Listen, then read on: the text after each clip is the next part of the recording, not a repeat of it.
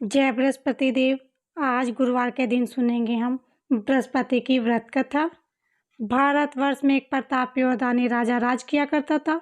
वह नित्य गरीबों और ब्राह्मणों की सहायता करता, लेकिन उसकी पत्नी को ये सब बातें अच्छी नहीं लगती थी। न वो गरीबों को दान देती और न भगवान का पूजन करती, और राजा को भी दान देने से मना किया करती। एक दिन राजा शिकार खेलने वन गए हुए थे तो रानी महल में अकेली थी। उसी समय बृहस्पति देव साधु वेश में राजा के महल में भिक्षा लेने के लिए गए और भिक्षा मांगी। रानी ने भिक्षा देने से इनकार कर दिया और कहा, हे साधु महाराज, मैं तो दान पुण्य से तंग आ गई हूँ। मेरे पति सारा दिन धन लुटाते रहते हैं। मेरी इच्छा है कि हमारे ये धन नष्ट हो जाए, फिर ना रहेगा बांस और ना बजेगी बांसुरी। साधु ने कहा, देवी तुम तो बड़ी विचित्र हो। धन संतान तो सभी चाहते हैं, पुत्र और लक्ष्मी तो पापी के घर भी होनी चाहिए। यदि तुम्हारे पास अधिक धन है तो भूखों को भोजन दो, प्यासों के लिए प्याऊ बनवाओ, मुसाफिरों के लिए धर्मशाला खुलवाओ। जो निर्धन अपनी कुंवारी कन्याओं का विवाह नहीं कर सकते, उनका विवाह करा दो। ऐसे और कई काम हैं जिनके करने से तुम्हारा यश लोक परलोक में फैलेगा। परंतु रानी पर उपदेश का कोई प्रभाव न पड़ा। वो बोली, महाराज आप मुझे कुछ न समझाएं, मैं ऐसा धन नहीं चाहती जो हर जगह बांटती फिरूं। साधु ने उत्तर दिया, यदि तुम्हारी ऐसी इच्छा है तो तथास्तु। तुम ऐसा करना कि बृहस्पति द्वार को घर लीप कर पीली मिट्टी से अपना सिर धोकर स्नान करना, भट्टी चढ़ाकर कपड़े धोना। ऐसा करने से आपका सारा धन नष्ट हो जाएगा। इतना कहकर वो साधु महाराज वहाँ से अंतर्लोप हो गए। साधु के अनुसार कई बातों को पूरा करते हुए रानी को केवल 3 बृहस्पतिवार बीते थे कि उसकी समस्त धन संपत्ति नष्ट हो गई। भोजन के लिए राजा का परिवार तरसने लगा। तब एक दिन राजा ने रानी को बोला कि हे रानी, तुम यहीं रुको, मैं दूसरे देश को जाता हूँ, क्योंकि यहाँ सब लोग मुझे जानते हैं, इसीलिए मैं कोई छोटा कार्य नहीं कर सकता। ऐसा कहकर राजा परदेश चला गया। वहाँ पर जंगल से लकड़ी काट कर लाता, शहर में बेचता। इस तरह वह अपना जीवन व्यतीत करने लगा। इधर राजा परदेश जाते ही रानी और दासी दुखी रहने लगी। एक बार जब रानी और दासी को 7 दिन बिना भोजन के रहना पड़ा तो रानी ने अपनी दासी से कहा, हे दासी, पास के नगर में मेरी बहन रहती है, वह बड़ी धनवान है, तू उसके पास जा, कुछ ले आ ताकि थोड़ी बहुत गुजर बसर हो जाए। दासी रानी की बहन के पास गई। उस दिन गुरुवार था और रानी की बहन उस समय बृहस्पति व्रत की कथा सुन रही थी। दासी ने रानी की बहन को अपनी रानी का संदेश दिया, लेकिन रानी की बड़ी बहन ने कोई उत्तर नहीं दिया। जब दासी को रानी की बहन से कोई उत्तर ना मिला तो वो बहुत दुखी हुई और उसे क्रोध भी आया। दासी ने वापस आकर रानी को सारी बात बता दी। सुनकर रानी ने अपने भाग्य को कोसा। उधर रानी की बहन ने सोचा कि मेरी बहन की दासी आई थी, परंतु मैं उसे कुछ नहीं बोली, इससे वो दुखी हुई होगी। कथा सुनकर और पूजन समाप्त करके वह अपनी बहन के घर आई और कहने लगी, हे बहन, मैं बृहस्पतिवार की व्रत कर रही थी, तुम्हारी दासी मेरे घर आई थी, परंतु जब तक कथा होती है तब तक ना उठते हैं और ना ही बोलते हैं, इसीलिए मैंने कुछ नहीं बोली। कहो दासी क्यों आई थी? रानी बोली, बहन तुमसे क्या छुपाऊं, हमारे घर में खाने तक को अनाज नहीं। ऐसा कहते रानी की आंखें भर आई। उसने दासी समेत पिछले 7 दिनों से भूखे रहने की सारी बात अपनी बहन को विस्तार पूर्वक सुना दी। रानी की बहन बोली, देखो बहन, भगवान बृहस्पति देव सबकी मनोकामनाओं को पूर्ण करते हैं। देखो, शायद तुम्हारे घर में अनाज रखा हो। पहले तो रानी को विश्वास नहीं हुआ, पर बहन के आग्रह करने पर उसने अपनी दासी को अंदर भेजा तो उसे सचमुच में अनाज से भरा एक घड़ा मिला। यह देखकर दासी को बड़ी हैरानी हुई। दासी रानी से कहने लगी, हे रानी, जब हमको भोजन नहीं मिलता तो हम व्रत ही तो करते हैं, इसीलिए क्यों न इससे व्रत और कथा विधि पूछ ली जाए ताकि हम भी व्रत कर सकें। रानी ने अपनी बहन से बृहस्पतिवार व्रत के बारे में पूछा। उसकी बहन ने बताया, बृहस्पतिवार के व्रत में चने की दाल मुनक्के से विष्णु भगवान का केले की जड़ में पूजन करें तथा दीपक जलाएं, व्रत कथा सुने, पीला भोजन ही करें, इससे बृहस्पति देव प्रसन्न होते हैं। व्रत और पूजा विधि बताकर रानी की बहन अपने घर को लौट गई। 7 दिन के बाद जब गुरुवार आया तो रानी और दासी ने व्रत रखा। गुड़साल में जाकर चना और गुड़ लेकर आई, फिर उससे केले की जड़ तथा विष्णु भगवान का पूजन किया। अब पीला भोजन कहाँ से आए, इस बात को लेकर दोनों बहुत दुखी थी। उन्होंने व्रत रखा था, इसीलिए बृहस्पति देव उनसे प्रसन्न थे। वे एक साधारण व्यक्ति का रूप धारण करके 2 थालों में सुंदर पीला भोजन दासी को दे गए। भोजन पाकर दासी प्रसन्न हुई और फिर रानी के साथ मिलकर भोजन ग्रहण किया। उसके बाद वे सभी गुरुवार को व्रत और पूजन करने लगी। बृहस्पति भगवान की कृपा से उनके पास फिर से धन संपत्ति आ गई, परंतु रानी फिर से पहले की तरह आलस करने लगी। तब दासी बोली, देखो रानी, तुम पहले भी इस प्रकार आलस किया करती थी, तुम्हें धन रखने में कष्ट होता था, इस कारण सभी धन नष्ट हो गया, और अब जब भगवान बृहस्पति की कृपा से धन तुम्हें वापस मिला और तुम फिर से आलस करने लगे हो। रानी को समझाते हुए दासी कहते हैं कि बड़ी मुसीबतों के बाद हमने ये धन पाया, इसीलिए हमें दान पुण्य करना चाहिए, भूखे मनुष्यों को भोजन कराना चाहिए और धन को शुभ कार्यों में खर्च करना चाहिए, जिससे तुम्हारे कुल का यश बढ़ेगा, स्वर्ग की प्राप्ति होगी और पितृ प्रसन्न होंगे। रानी दासी की बात मानकर अपना धन शुभ कार्यों में खर्च करने लगी, जिससे पूरे नगर में उसका यश फैलने लगा। एक दिन राजा दुखी होकर जंगल में एक पेड़ के नीचे आसन जमाकर बैठ गया। वह अपनी दशा को याद करके व्याकुल होने लगा। बृहस्पतिवार का दिन था। एकाएक उसने देखा कि निर्जन वन में एक साधु प्रकट हुए। वो साधु वेश में स्वयं बृहस्पति देव थे। लकड़हारे के सामने आकर बोले, हे लकड़हारे, इस सुनसान जंगल में तो किस चिंता में खोया है? लकड़हारे ने दोनों हाथ जोड़कर प्रणाम किया, उत्तर दिया, महात्मा जी, आप सब कुछ जानते हैं, मैं क्या कहूँ। ये कहकर रोने लगा और साधु को अपनी आत्मकथा सुनाई। महात्मा जी ने कहा, तुम्हारी स्त्री ने बृहस्पति के दिन बृहस्पति भगवान का निरादर किया था, जिसके कारण रुष्ट होकर उन्होंने तुम्हारी ये दशा कर दी थी।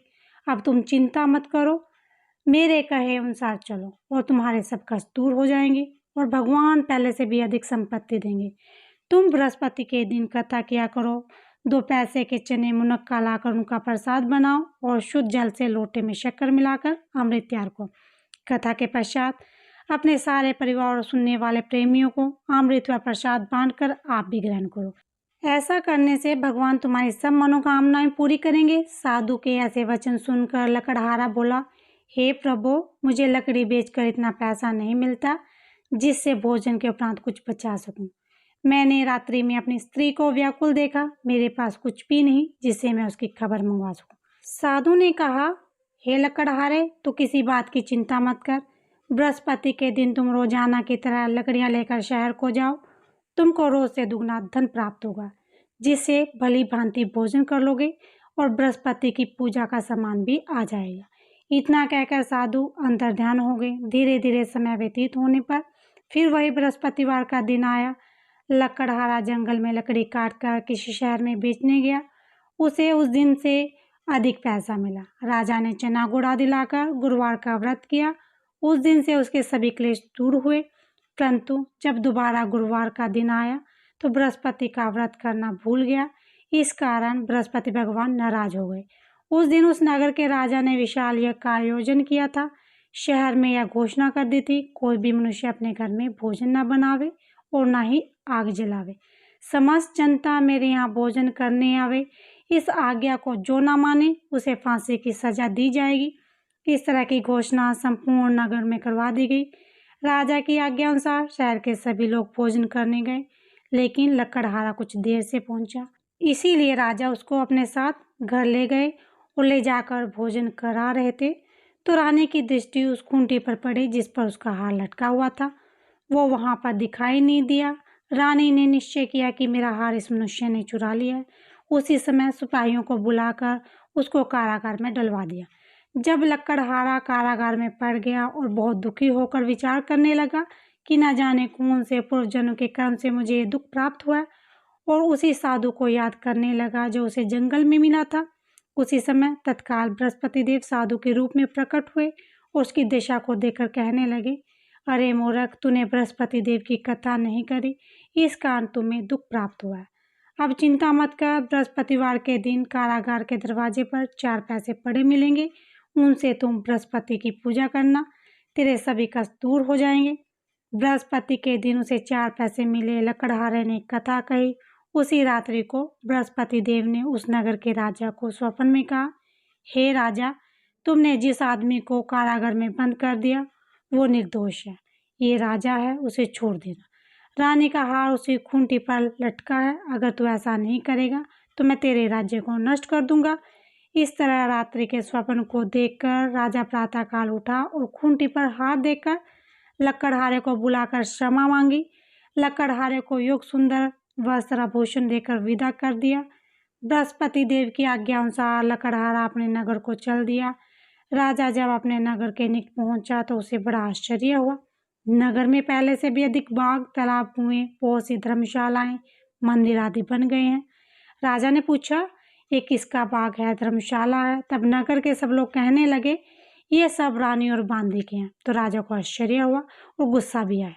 तब रानी ने खबर सुनी कि राजा आ रहे हैं, तो उन्होंने बांदी से कहा, हे दासी, देख राजा हमको कितनी बुरी हाल में छोड़ के गए थे। हमारी ऐसी हालत को देखकर वो लौट ना जाए, इसीलिए तो दरवाजे पर जाकर खड़ी हो जा। आज्ञा अनुसार दासी दरवाजे पर खड़ी हो गई। राजा आए तो उन्होंने अपने हाथ लिवा लाई। तब राजा ने क्रोध करके अपनी रानी से पूछा, ये धन तुम्हें कैसे प्राप्त हुआ? तब उन्होंने कहा, हमें ये सब धन बृहस्पति देव के व्रत के प्रभाव से हुआ है। राजा ने निश्चय किया कि 7 रोज तो सभी बृहस्पति का पूजन करते हैं, परंतु मैं प्रतिदिन दिन में 3 बार कहानी तथा रोज व्रत किया करूँगा। अब हर समय राजा के दुपट्टे में चने की दाल बंधी रहती तथा दिन में 3 बार कहानी कहता। एक रोज राजा ने विचार किया, चलो अपनी बहन के यहाँ हो आवे। इस निश्चय से राजा घोड़े पर सवार हो अपनी बहन के यहाँ को चलने लगा। मार्ग में उसने देखा कि कुछ आदमी एक मुर्दे को ले जा रहे हैं। उन्हें रोकर राजा ने कहा, अरे भाई, मेरी बृहस्पति देव की कथा सुन लो। वे बोले, लो, हमारा तो आदमी मर गया और इसको अपनी कथा की पड़ी। परंतु कुछ आदमी बोले, अच्छा कहो, हम तुम्हारी कथा भी सुन लेंगे। राजा ने दाल निकाली और जब कथा आधी हुई कि मुर्दा हिलने लगा और जब कथा समाप्त हो गई तो राम राम करके मुर्दा उठकर खड़ा हो गया। आगे मार्ग में उसे किसान खेत में हल जोतता मिला। राजा ने उसे देखा और उसे बोला, अरे भाई, तुम मेरी बृहस्पति देव की कथा सुन लो। किसान बोला, जब तक मैं तेरी कथा सुनूंगा तब तक 4 हैया जोत लूंगा। जा अपनी कथा किसी और को सुना। इस तरह राजा आगे चलने लगा। राजा के हटते ही बैल पछाड़ा खाकर गिर गए और किसान के पेट में जोर से दर्द होने लगा। उसी समय उसकी माँ रोटी लेकर आई। उसने तब यह देखा, अपने पुत्र से सब हाल पूछा और बेटे ने सभी हाल कह दिया। तो बुढ़िया दौड़ी दौड़ी उस घुड़सवार के पास गई और उससे बोली कि मैं तेरी कथा सुनूंगी, अपनी कथा मेरे खेत में चलकर कहना। राजा ने बुढ़िया के खेत में जाकर कथा कही, जिसके सुनते ही बैल उठ खड़े हुए। किसान के पेट का दर्द बंद हो गया। राजा अपनी बहन के घर पहुंचा। बहन ने भाई की खूब मेहमानी की। दूसरे रोज प्रातःकाल राजा जगा। वह देखने लगा कि सब लोग भोजन कर रहे हैं। राजा ने अपनी बहन से कहा, ऐसा कोई मनुष्य है जिसने भोजन न किया हो? मेरी बृहस्पतिवार की कथा सुन ले। बहन बोली, हे भैया, ये देश ऐसा है, पहले यहाँ लोग भोजन करते हैं, बाद में अन्य काम करते हैं। अगर कोई पड़ोस में हो तो देखा हूँ।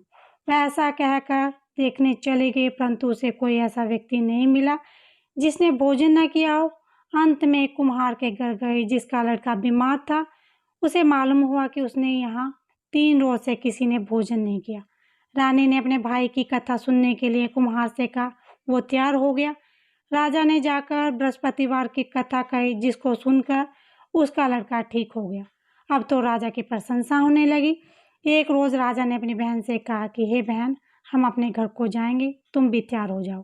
राजा की बहन ने अपनी सास से कहा। सास ने कहा, हाँ चली जा, परंतु अपने लड़कों को मत लेके जाना, क्योंकि तेरे भाई की कोई भी औलाद नहीं है। बहन ने अपने भाई से कहा, हे भैया, मैं तो चलूंगी, पर कोई भी बालक नहीं जाएगा। राजा बोला, जब कोई बालक नहीं चलेगा तब तो ही क्या करेगी? बड़े दुख मन से राजा अपने नगर में लौट आया। राजा ने अपनी रानी से कहा, हम निर्वंशी हैं, हमारा मुंह देखने का धर्म नहीं और कुछ भोजन आदि नहीं किया। रानी बोली, हे प्रभु, बृहस्पति ने हमें सब कुछ दिया है, हमें औलाद अवश्य देंगे। उसी रात को बृहस्पति देव ने राजा को स्वप्न में कहा, हे राजा, उठ, सभी सोच त्याग दे, तेरी रानी गर्भ से है। राजा की यह बात सुनकर बड़ी खुशी हुई। 9वें महीने में उसे गर्भ से एक सुंदर पुत्र पैदा हुआ। तब राजा बोला, हे रानी, स्त्री बिना भोजन के रह सकती है, पर बिना कहे नहीं रह सकती। जब मेरी बहन आवे उसे कुछ मत कहना। रानी ने सुनकर हाँ कर दी। जब राजा की बहन ने यह शुभ समाचार सुना, वो बहुत खुश हुई। बधाई लेकर अपने भाई के यहाँ आई। रानी ने कहा, घोड़ा चढ़कर तो नहीं आई, गधा चढ़ी आई। राजा की बहन बोली, भाभी मैं इस प्रकार से ना कहती तो तुम्हें औलाद कैसे मिलती।